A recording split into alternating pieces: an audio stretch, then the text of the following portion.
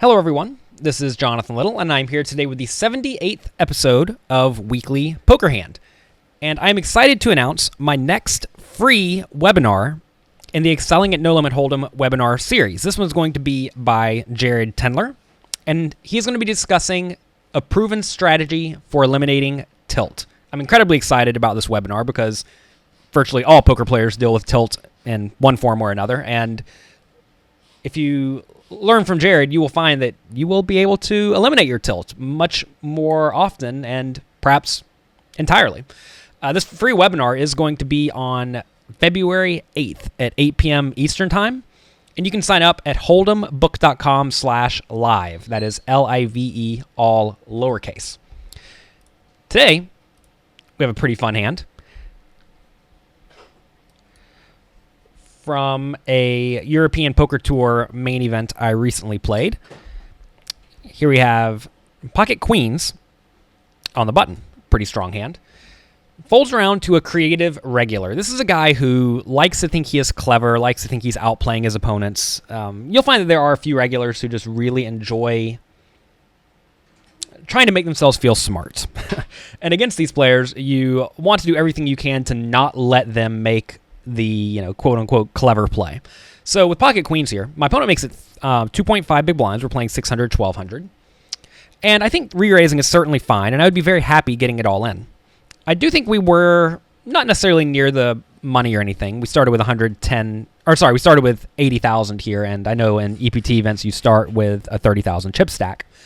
So we are nowhere near the money. So I'm not really concerned with conserving my stack or not going broke. This is a spot where I'm happy to go broke.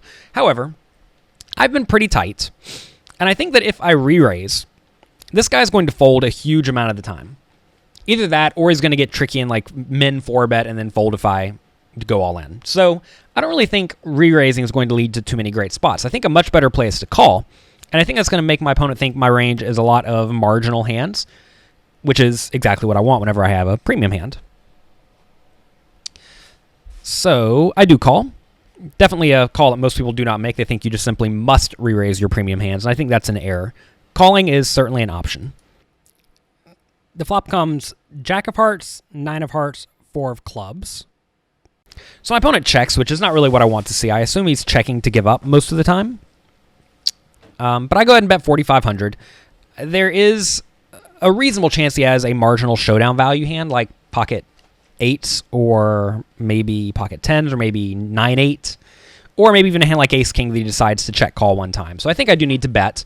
And notice I bet about half pot. I think this is fine. And I would bet this with a lot of my range in this spot. So I bet 4,500 and my opponent calls. So I'm still sticking with the read that he has some sort of a marginal made hand. And I plan to bet the turn fairly small as well. The turn is the 5 of spades. To my surprise, he leads into me on the turn. So what does that mean? I mean, this is actually a line that you do not see very often, but I suppose it should be expected from a, quote-unquote creative regular. I think this is going to be a lot of reasonably strong hands at this point, but probably not nut hands. But it could just be a nut hand. It could just be something like pocket 9s that got played very oddly. And at this point, I am trying to not go broke. So pre-flop, I would have been fine getting it all in, but I elected not to. On the flop, if my opponent check-raised me, I probably just wasn't folding. But now that my opponent's taken a very bizarre line, I think his range is either very strong or very weak. And I say very strong, I mean something like a jack or better. Or very weak like, I don't even know what, 10-8 or something like that that's very oddly played. It's just hard to come up with too many air hands that my opponent can have, so I think you just must have something. But so now the question is, should I be raising? And I think raising is probably not a great play, because if I raise and my opponent decides to go all in, I'm pretty sick, because now his range just should be incredibly strong or a very strong draw, both of which I'm not thrilled to get it all in against. Of course, if you know your opponent just has a draw, you're fine getting it all in, but we don't know that. So I think I need to call. Let's see what develops, and I'm really not planning on folding many rivers at all. So I've recognized I'm sort of in pot control mode here and just trying to not go broke and trying to get to showdown with a very strong hand. The river is the 9 of clubs, and my opponent bets 10,300 into the 32,600 pots. This sort of screams to me that he has a hand like a marginal showdown value hand, like a jack or pocket kings or pocket aces. And against that range, I don't really think I want to raise. I do think my opponent's going to have a jack here a ton, but I think if I raise, he might actually fold a jack. So if he's going to fold a lot of his jacks besides maybe ace jack, and he's going to call with aces and kings every time, I think that the play here is to just call and hope to win the pot. So I'm certainly not loving this scenario, but I do think the only way to realistically not go broke here whenever I'm crushed is to call.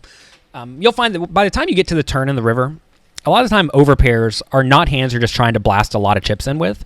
Pre-flop, the hand's usually great, but at this point, the hand has become somewhat marginal. Not that I think I'm beat or anything. I think I have the best hand here a huge portion of the time, but I think if I raise and get called, I'm usually going to be pretty unhappy. So I do call. My opponent doesn't end up having ace-jack, and I win a nice pot, but you have to ask, could I have won more? And I think the answer is probably yes. But sometimes maximizing value is not your main concern, especially once your opponent has shown an abnormally high amount of strength. And I think that is exactly what has happened here. So fun hand. I definitely left value on the table, but I think it's probably just a fine play. Given my opponent probably viewed his ace-jack as effectively the nuts here. He's playing his hand as if it was the nuts, and he should. I mean, very rarely am I going to have the best hand in this spot. And he was surprised whenever I showed up with the pocket queens, of course, and it's always good to make the clever guy feel surprised. But interesting spot where I think my opponent's range was strong, and I played my hand accordingly, given I thought my opponent's range was strong. So that's going to be it for this episode of Weekly Poker Hand. Be sure to sign up for the free webinars at holdembook.com/live. We will be doing a free webinar with the authors of Excelling at No Limit Hold'em, one free webinar per month for the next year and a half or so.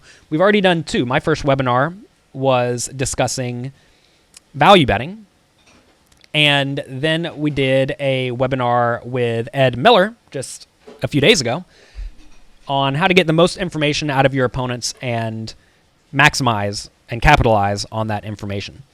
So that's going to be it for this webinar. Again, check it out, holdembook.com/live. Thank you all for being here today. I will talk to you next time.